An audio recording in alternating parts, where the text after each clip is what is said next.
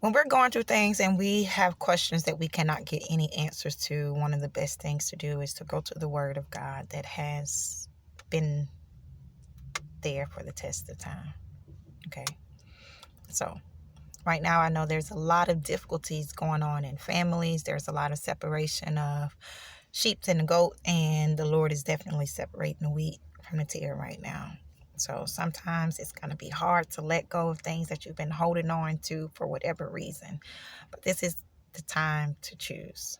So I know for me, myself, one of the things that I was holding on to was a piece of my relatives. And just, the Lord also had to remind me and say that if you love your mother and father more than me, then you're not worthy of me. So I got convicted because I realized I was still holding on to some things. But I went to my mom and I asked her about an incident that had been just recently coming up in my meditation that was about my first suicide attempt, and to ask her if she was aware of it and if she knew about it.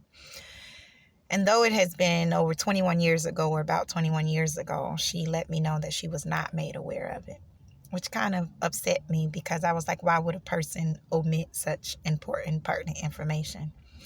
Yet she was made aware of a lie, or a half-truth, and an exaggerated lie of the reason. So that made me a little more upset.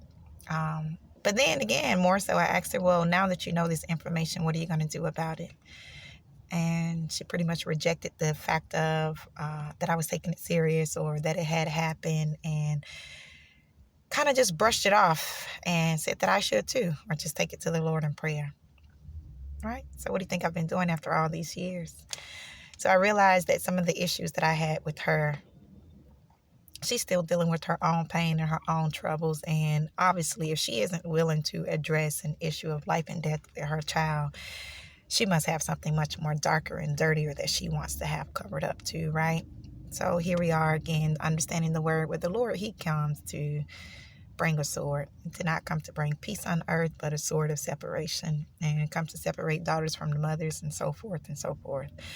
But this message is to those of you who may not have gotten to the place to really understand what it means to be an heir in the kingdom, and what it means to really take up your cross and to follow Christ, and also what it means to know that my family are those who do the will of my Father, and more so to know that the Lord did not come to bring peace in the world, but He will give you peace.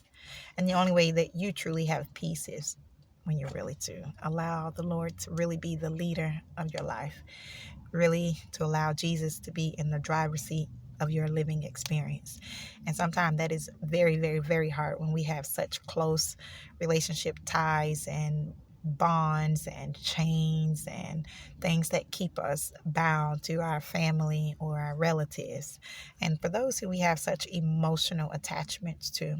So if you're not willing to truly die daily to yourself and to know that the Lord is your daily bread, then it will only get much more difficult for you as we go forth in these very perilous days that are ahead.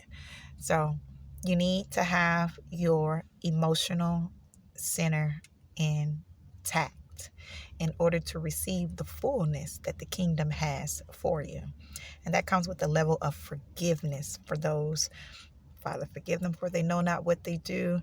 But also to know that vengeance is the Lord's. And any and everything that you feel that you may need closure on from those who are still living and they refuse to give you that, or for those who have brought you much pain and anguish and they think they've gotten away with that, this is truly the time to turn it all over into the Lord's hand, and to trust that the creator of the universe, the heavens and the earth and the fullness therein, is listening to your vibratory signal. All right. I love you all. Peace out and peace within.